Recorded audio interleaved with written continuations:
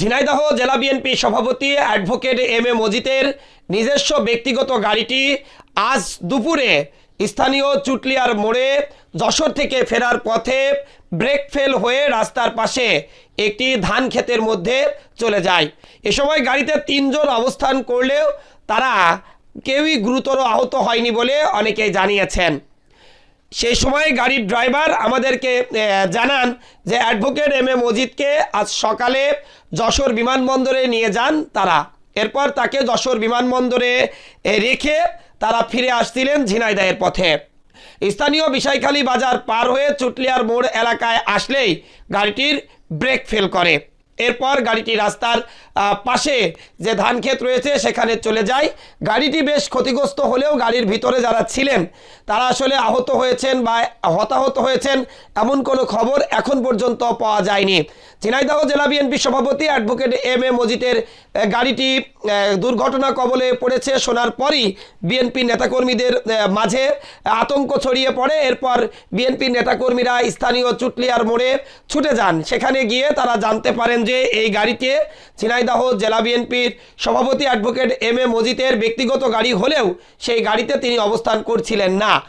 Advocate M A Majid মূলত ঢাকায় যাবেন, সেজন্য তার ব্যক্তিগত গাড়িটি নিয়ে তিনি যশোর বিমানবন্দরে গিয়েছিলেন।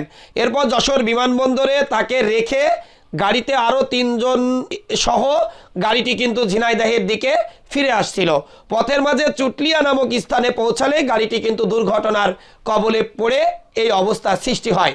এরপর যখন গাড়ির মধ্যে তিনজনের অবস্থা কি, তারা কেউ মারা গেছে বা হতাহত হয়েছেন কিনা এই তথ্য কিন্তু প্রথম দিকে না পাওয়া গেলেও পরবর্তীতে স্থানীয় নেতাকর্মী এবং গাড়ির ড্রাইভার সহ যারা ছিলেন তারা নিশ্চিত করেছেন যে তারা সামান্য আহত হয়েছেন, এতে বড় ধরনের কোনো ক্ষতি হয়নি, তবে গাড়িটি বেশ ক্ষতিগ্রস্ত হয়েছে। ঝিনাইদহ জেলা বিএনপির সভাপতি অ্যাডভোকেট এম এ মজিদ দীর্ঘদিন ধরেই ঝিনাইদহ জেলা বিএনপি সভাপতি হিসাবে দায়িত্ব পালন করছেন। অত্যন্ত জনপ্রিয় ব্যক্তিত্ব হিসাবেও তার বেশ গ্রহণযোগ্যতা রয়েছেন। সব মিলিয়ে তার এই গাড়িটি অ্যাক্সিডেন্টের খবরের পরই কিন্তু তার নেতাকর্মীরা যে আতঙ্কিত হয়ে পড়েছিলেন, এতে করে তার নেতাকর্মীদের আমাদের মাধ্যমে জানাতে চাই যে অ্যাডভোকেট এম এ মজিদ তার ব্যক্তিগত গাড়িটি আসলে ব্যবহার করছিলেন না।